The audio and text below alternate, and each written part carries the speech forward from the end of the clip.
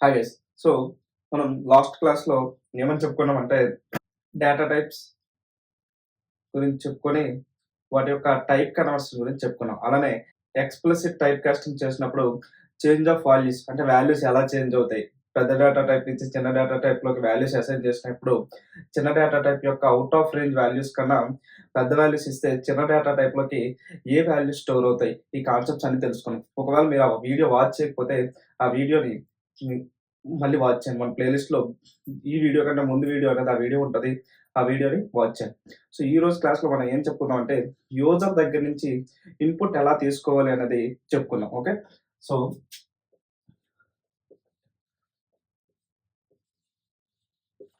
ఈరోజు ఏం చెప్పుకుందాం?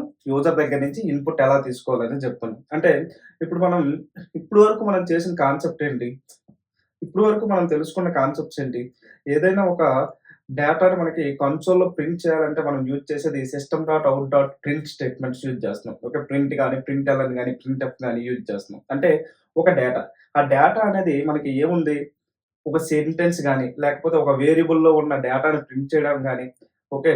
అంటే కొంత డేటా అనేది మనం ప్రింట్ చేస్తున్నాం. ఓకే. కానీ మనకి ఒక వేరియబుల్‌లో ఉన్న డేటాను మనం ప్రింట్ చేస్తున్నాం. కానీ ఆ వేరియబుల్‌కి డేటా మనం ఎలా ఇస్తున్నాము? డైరెక్ట్‌గా ఇంట్ ఏ ఈక్వల్ టు 3 ఇంట్ ఏ ఈక్వల్ టు 3 అని మనం అక్కడ డైరెక్ట్‌గా వాల్యూ అనేది అసైన్ చేస్తున్నాం. ఓకే. కానీ ఇలా డైరెక్ట్‌గా వాల్యూ అసైన్ చేయకుండా యూజర్ దగ్గర నుంచి ఇన్‌పుట్ తీసుకోవాలనుకోండి. అంటే యూజర్ ఒక వాల్యూ ఇస్తాడు. ఆ వాల్యూని మనము ఒక వేరియబుల్‌లోకి స్టోర్ చేసుకోవాలి. ఓకే. యూజర్ ఒక వాల్యూ ఇస్తే ఆ వాల్యూని మనం ఒక వేరియబుల్‌లోకి స్టోర్ చేసుకోవాలి. దీన్నే మనం యూజర్ దగ్గర నుంచి ఇన్‌పుట్ తీసుకోవడం అంటాం. ఓకే. సో, జావాలో మనకి యూజర్ దగ్గర నుంచి ఇన్‌పుట్ ఎలా తీసుకోవాలి? ఇన్‌పుట్ తీసుకోవాలంటే మనం ఏం యూజ్ చేయాలి? వాటి గురించి మనం ఈరోజు తెలుసుకుందాం. ఓకే. సో, మనకి జావాలో 2 టైప్స్ ఆఫ్ క్లాసెస్ ఉన్నాయి. ఒకటి buffered reader and scanner.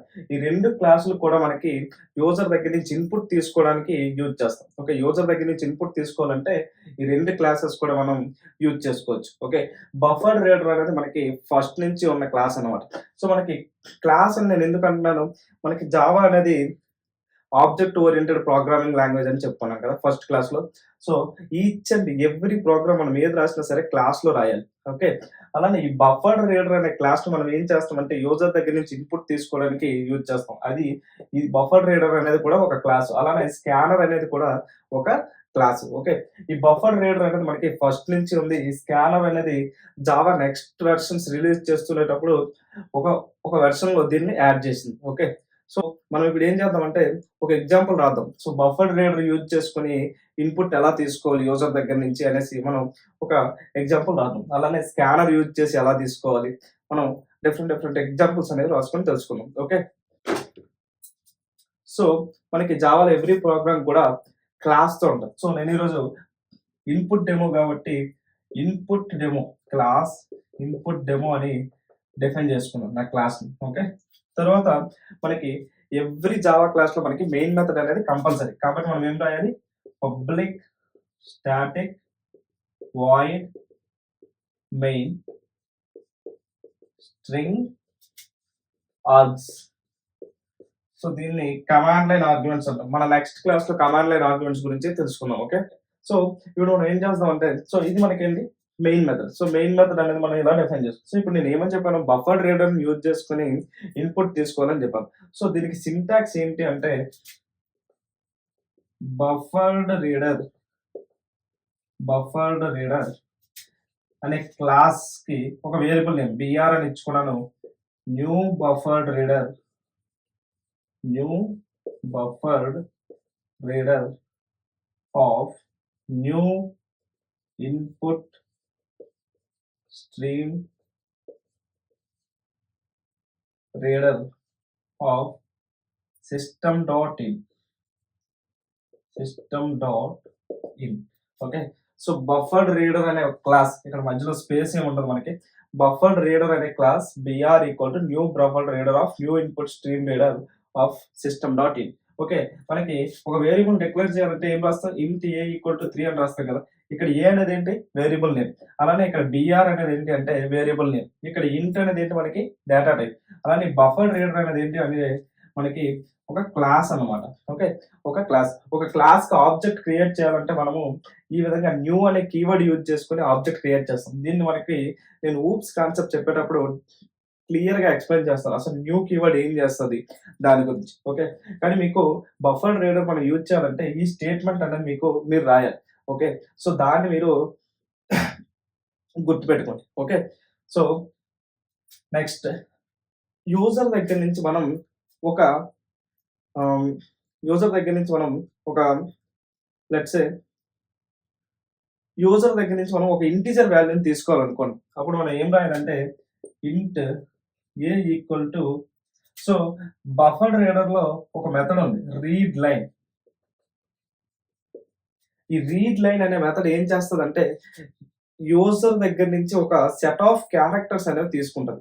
Read line అనే మెథడ్ ఏం చేస్తది యూజర్ దగ్గర నుంచి ఒక సెట్ ఆఫ్ క్యారెక్టర్స్ అనేవి తీసుకుంటది. ఆ సెట్ ఆఫ్ క్యారెక్టర్స్ తీసుకొని మనకేం చేస్తదంటే ఆ సెట్ ఆఫ్ క్యారెక్టర్స్‌ని మనకి ఇస్తదనమాట. సో, కానీ నేనిక్కడ ఏం రాసాను ఇంట్ అనేది రాసాను. అంటే యూజర్ ఏదైతే వాల్యూ ఎంటర్ చేసాడో దాన్ని మనము ఇంటిజర్‌లోకి కన్వర్ట్ చేయాలి. సో, మనకి ఒక ఇంటిజర్ అనే క్లాస్‌లో ఒక మెథడ్ ఉంది. పార్సింట్ అనే ఒక మెథడ్ ఉంది. సో, దాన్ని మనం యూజ్ చేసుకోవాలి.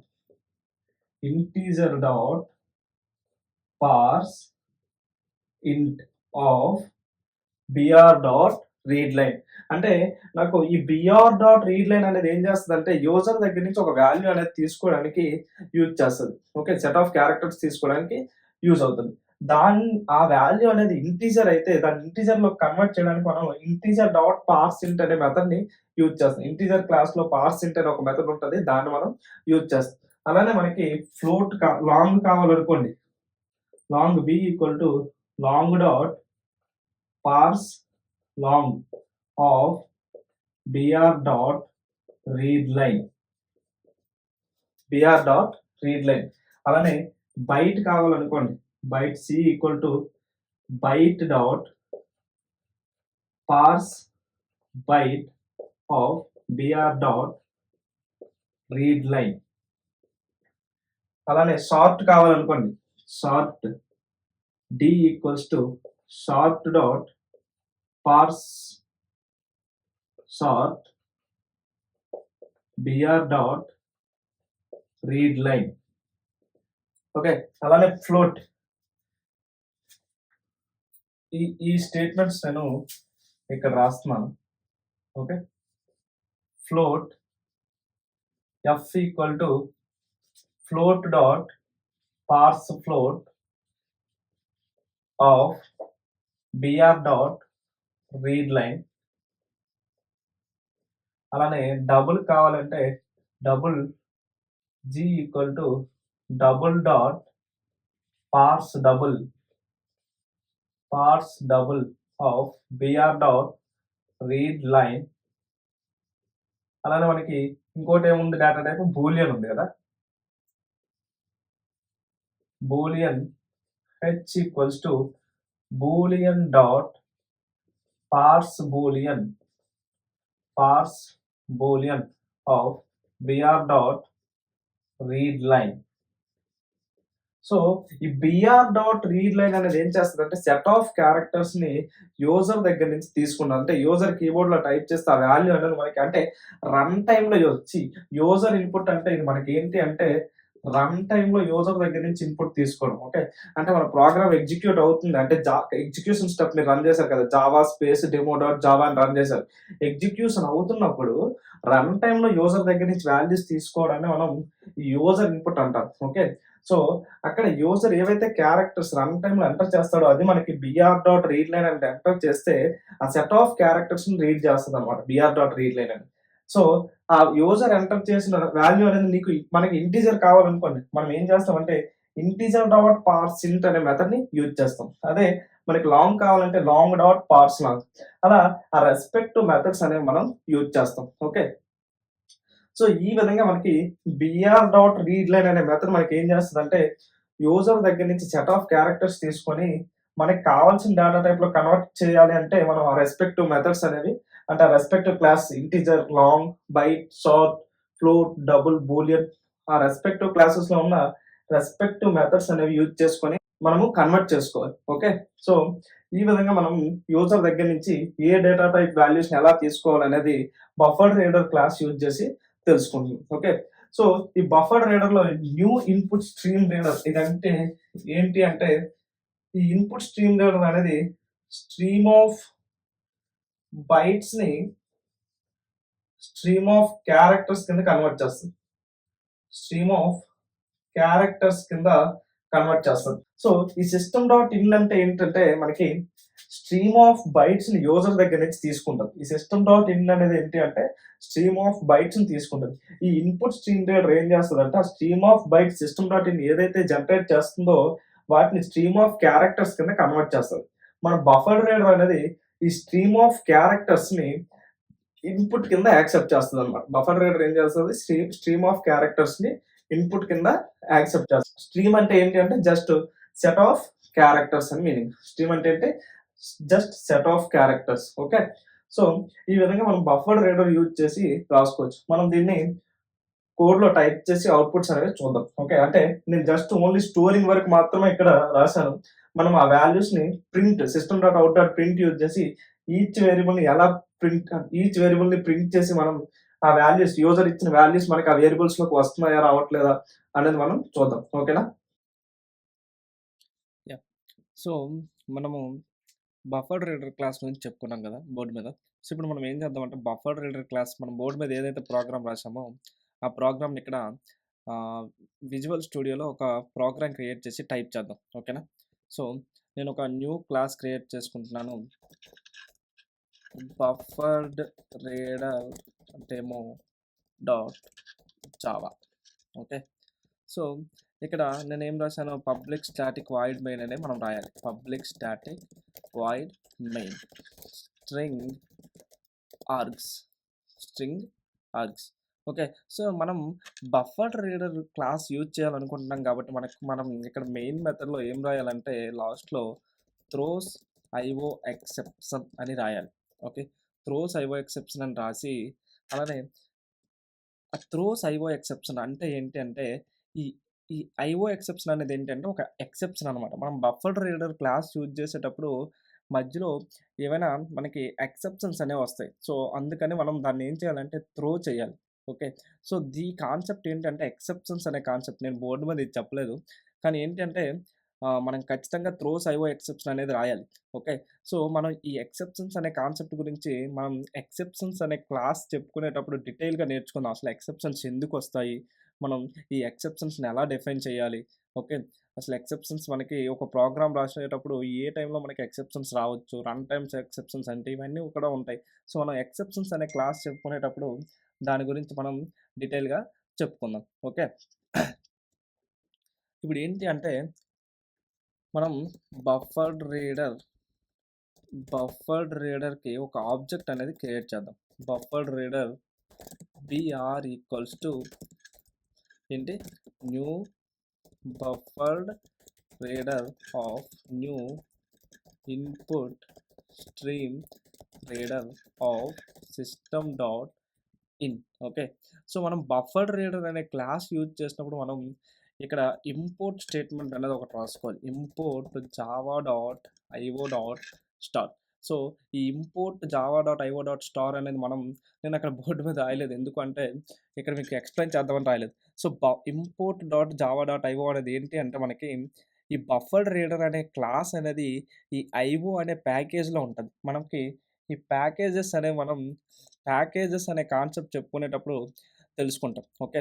సో, నేనక్కడ క్లియర్‌గా మీకు ఎక్స్‌ప్లెయిన్ చేస్తాను. ఓకే. గైస్ నేను ఒక వీడియో చెప్పేటప్పుడు ఏదైనా ఒక న్యూ టాపిక్ అనేది అందులోకి వచ్చిందనుకోండి, నేను దాన్ని స్కిప్ చేయట్లేదు. మీకేమని చెప్తున్నానంటే, అది ఒక కాన్సెప్టు. ఆ కాన్సెప్ట్ అనేది మళ్ళీ మనకి నెక్స్ట్ క్లాస్ ఉంటది. ఆ క్లాసెస్ వచ్చినప్పుడు మీకు డీటెయిల్‌గా చెప్తానని చెప్తున్నాను. సో, మీరేం చేయాలంటే, మన వీడియోస్ అన్నీ వాచ్ చేయాలి. వాచ్ చేస్తే మీకు ఈచ్ అండ్ ఎవ్రీ కాన్సెప్ట్ కూడా డీటెయిల్‌గా అర్థమవుతది. ఓకే. కానీ ఇక్కడ మనం నేర్చుకోవాల్సింది ఏంటి అంటే ఈ బఫర్డ్ రీడర్ అనే క్లాస్ యూజ్ చేసి యూజర్ దగ్గర నుంచి ఇన్పుట్ ఎలా తీసుకోవాలని మాత్రం తెలుసుకోవాలి. కాబట్టి మీరేం చేయాలంటే ఈ buffered reader BR equal to new buffered reader of new input stream reader of system dot in ఈ స్టేట్మెంట్ అనేది జస్ట్ మీరు బై హార్ట్ చేసేస్తే సరిపోతుంది. అంటే బై హార్ట్ అంటే బై హార్ట్ అని కాదు. జస్ట్ మీరు గుర్తుపెట్టుకోవాలి అంతే. ఓకే. నెక్స్ట్ నేనేం చేశాను, ఇంటిజర్ వాల్యూ అనేది యూజర్ దగ్గర నుంచి తీసుకోవాలి. So int A equal to integer dot parse int of BR dot read line. అంటే మనకి యూజర్ దగ్గర నుంచి ఈ బిఆర్ డాట్ రీడ్ లైన్ అనేది ఏం చేస్తుందంటే యూజర్ దగ్గర నుంచి ఒక ఇన్పుట్ తీసుకొని ఆ ఇన్పుట్ని మనకి ఏం చేస్తుందంటే ఇంటిజర్ కింద కన్వర్ట్ చేస్తుంది. ఓకే. నెక్స్ట్ అలానే నేను బైట్ తీసుకుంటాను. Byte B equal to byte dot parse byte of BR dot read line. Okay. Next sort s equals to sort dot parse sort of br dot read line. Okay. Next in మనకి long l equal to long dot parse long of br dot read line. Okay. Next float f equal to float dot parse float of br dot read line. Next ఏంటి double d equals to double dot parse double of br dot read line. Okay. Next మనకేంటి Boolean b equals to ఒక b already మనకు ఉంది కాబట్టి let's say Boolean b1 equals to Boolean dot పార్స్ Boolean of br dot read line. Okay. Next మనకి character కావాలంటే క్యార్ C equals to మనకి br dot read line అనేది already మనకి set of characters అనేది ఇస్తుంది కాబట్టి అక్కడ మనకి ఈ మెథడ్ యూజ్ చేసుకుంటే సరిపోతుంది. Okay. br dot read line అనేది మనకి ఏం తెస్తుందంటే సెట్ ఆఫ్ క్యారెక్టర్స్ అంటే మనకి ఒక స్ట్రింగ్ అనేది ఇస్తుంది అనమాట. ఓకే. సో ఆ స్ట్రింగ్ అనే క్లాస్లో మనకి క్యారెట్ అనే మెథడ్ ఏం చేస్తుందంటే ఒక పర్టిక్యులర్ క్యారెక్టర్ ఒక పొజిషన్లో ఉన్న ఒక పర్టిక్యులర్ క్యారెక్టర్ను మనకి ఇస్తుంది. ఓకే. సో మనం ఏం చేయొచ్చు అంటే ఈ క్యారెట్ అనే మెథడ్ యూజ్ చేసి మనము ఆ పర్టిక్యులర్ క్యారెక్టర్ని తెచ్చుకోవచ్చు. సో మనకి ఈ స్ట్రింగ్ అంటే ఏంటి అనే దాని గురించి మనం స్ట్రింగ్స్ అనే ఒక సెపరేట్ కాన్సెప్ట్ ఉంటుంది. ఆ కాన్సెప్ట్ చెప్పుకునేటప్పుడు మనం దాని గురించి డీటెయిల్గా చెప్పుకుందాం. బట్ క్యారెక్టర్ని రీడ్ చేయాలంటే మనం ఈ విధంగా రీడ్ చేసుకోవాలి. Okay. So each and every వేరియబుల్లోకి మనకి డేటా స్టోర్ అయింది కదా. సో మనకి ఏంటి అంటే వాటిని ప్రింట్ చేద్దాం. System dot out dot print LN లేకపోతే ఫార్మాట్ స్పెసిఫైర్స్ యూజ్ చేద్దాం. The value of integer A is మనకి ఇంటిజర్ ఏంటి డి. ఇంటిజర్ అనేది ఏంటి నంబర్. దానికి ఫార్మాట్ స్పెసిఫైర్ ఏం యూజ్ చేయాలి, %d యూజ్ చేయాలి. కాబట్టి నేను %d అనేది యూజ్ చేశాను. ఓకే. ఇదే విధంగా నేను రిమైనింగ్ వాటిని కూడా ప్రింట్ చేస్తాను. So the value of byte b is %d. నాకు ఏం ప్రింట్ అవ్వాలి, b అనే వేరియబుల్లో ఉన్న వాల్యూ ప్రింట్ అవ్వాలి కాబట్టి b అని రాశాను. ఓకే. అలానే the value of short s is %d. నాకు s అనే వేరియబుల్లో ఉన్న డేటా ప్రింట్ అవ్వాలి కాబట్టి s అని రాశాను. అలానే long the value of long l is %d. l అనే వేరియబుల్లో ఉన్న వాల్యూ ప్రింట్ అవ్వాలి కాబట్టి నేను అది రాశాను. నెక్స్ట్ నాకు ఫ్లోట్ ప్రింట్ అవ్వాలి. The value of float f is f1. Float అన్నప్పుడు మనం ఏం యూజ్ చేయాలి, %f యూజ్ చేయాలి కాబట్టి నేను %f యూజ్ చేశాను. ఓకే. ద వాల్యూ ఆఫ్ డబుల్కి నేను వేరియబుల్ నేమ్ ఇచ్చాను, d ఇచ్చాను. The value of double d is, so అక్కడ నేను ఏం యూజ్ చేయాలి, %f యూజ్ చేయాలి డబుల్కి ఫార్మాట్ స్పెసిఫైర్ కాబట్టి నేను %f యూజ్ చేశాను. Okay. Next the value of Boolean b is %b. బూలియన్కి మనం ఏం యూజ్ చేయాలి, %b అనేది యూజ్ చేయాలి. Okay. So next the value of character c is %c. %c అనేది మనం క్యారెక్టర్కి యూజ్ చేయాలి కాబట్టి %c అనేది యూజ్ చేసాం. సో ఇక్కడ నేను ఏం చేశానంటే బఫర్డ్ రీడర్ అనే క్లాస్ యూజ్ చేసుకొని ఈచ్ అండ్ ఎవ్రీ డేటా టైప్‌ని నేను తీసుకున్నాను. అంటే మనకి ఈచ్ అండ్ ఎవ్రీ డేటా టైప్‌ని అంటే మనం ఒక కోడ్ రాసేటప్పుడు ఒక్కొక్క కోడ్‌లో ఒక్కొక్క పర్టిక్యులర్ డేటా టైప్ మనం యూజ్ చేయాల్సొస్తది. కాబట్టి ఈచ్ అండ్ ఎవ్రీ డేటా టైప్‌ని మనం బఫర్ రీడర్ క్లాస్ యూజ్ చేసి ఎలా రీడ్ చేసుకోవాలనేది తెలుసుకోవాలి కాబట్టి నేనిక్కడ ఈచ్ అండ్ ఎవ్రీ డేటా టైప్‌ని ఎలా యూజర్ దగ్గర నుంచి రీడ్ చేసుకోవాలనేది డిఫైన్ చేశాను. ఓకే. సో, ఇదేం చేస్తుంది మనకి రైట్ సైడ్‌లో ఉన్న స్టేట్మెంట్ అనేది యూజర్ దగ్గర నుంచి ఒక వాల్యూ తీసుకొని, ఆ వాల్యూని లెఫ్ట్ సైడ్‌లో ఉన్న వేరియబుల్‌లోకనేది అసైన్ చేస్తుంది. ఓకే. సో, ఇక్కడ ఈ 8 స్టేట్మెంట్స్ కూడా మనకి యూజర్ దగ్గర నుంచి రెస్పెక్ట్ వాల్యూస్ తీసుకొని రెస్పెక్ట్ వేరియబుల్స్‌లోకి అసైన్ చేస్తాయి. సో, ఈ system dot out dot printf స్టేట్మెంట్‌లు ఏం చేస్తాయి? ఆ వాల్యూస్‌ని ప్రింట్ఎఫ్ స్టేట్మెంట్‌లో ఫార్మాట్ స్పెసిఫైయర్స్ యూజ్ చేసి ప్రింట్ చేస్తాయి. ఓకే. సో, ఇప్పుడు మనం దీన్ని రన్ చేద్దాం. ఓకే. ఫస్ట్ మనకేంటి compilation step. Java C space buffered reader demo dot Java. ఎందుకు నాకు ఫైల్ నేమ్ అనేది నేను బఫర్డ్ రీడర్ డెమో అని ఇచ్చాను. డాట్ జావా అని ఇచ్చాను కాబట్టి అది రన్ చేశాను. నాకు ఎటువంటి కంపైలేషన్ ఎర్రర్స్ లేవు కాబట్టి నాకు బైట్ కోడ్ అనేది జనరేట్ అయింది. నెక్స్ట్ నేను execution step Java space buffered reader demo. నా క్లాస్ నేమ్ ఏదైతే డిఫైన్ చేశానో ఆ క్లాస్ నేమ్‌ని ఇక్కడ ఎంటర్ చేయాలి. ఓకే. సో, ఇక్కడ చూడండి. మనకి ఏమైంది? ప్రోగ్రామ్ అనేది ఎగ్జిక్యూషన్ స్టాప్ అవ్వలేదు. ఓకే. స్టాప్ అవ్వకుండా ఇక్కడ కర్సర్ అనేది వెయిట్ చేస్తుంది. అంటే యూజర్ దగ్గర నుంచి ఇన్‌పుట్ కోసం వెయిట్ చేస్తుంది. ఎందుకు? మనం ఇక్కడ ఏం రాసాము? BR dot రీడ్‌లైన్. మనకి ఫస్ట్ స్టేట్మెంట్ ఏం చేస్తుంది? బఫర్ రీడర్ క్లాస్‌కి ఆబ్జెక్ట్ అనేది క్రియేట్ చేస్తుంది. సెకండ్ లైన్ ఏం చేస్తుంది? బీఆర్ డాట్ రీడ్‌లైన్ అనేది ఉంది. సో, ఈ బీఆర్ డాట్ రీడ్‌లైన్ అనేది ఏం చేస్తుందంటే యూజర్ దగ్గర నుంచి వాల్యూ ఎంటర్ చేసినంత వరకు వెయిట్ చేస్తది. సో, ఎప్పుడైతే యూజర్ లెట్స్ సే ఒక వాల్యూని ఎంటర్ చేశాడో, ఆ తర్వాత ఎంటర్ ప్రెస్ చేశాడో, అప్పుడు ఆ బీఆర్ డాట్ రీడ్ లైన్ యొక్క ఎగ్జిక్యూషన్ అనేది కంప్లీట్ అవుతది. ఓకే. సో, ఇక్కడ 345 ఎంటర్ చేస్తే, ఈ బీఆర్ డాట్ రీడ్ లైన్ అనేది ఆ 345 అనే వాల్యూని ఈ పార్సింట్ అనే మెథడ్‌కి ఇన్‌పుట్ కింద ఇస్తది. ఓకే.